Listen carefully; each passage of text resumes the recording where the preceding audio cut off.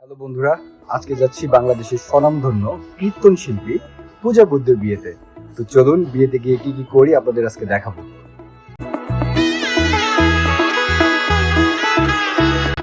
আমার ভাই আর্জেন্টিনা নিয়ে খুব সিরিয়াস।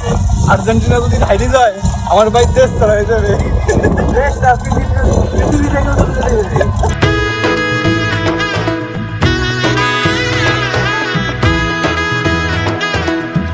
ভাই কিন্তু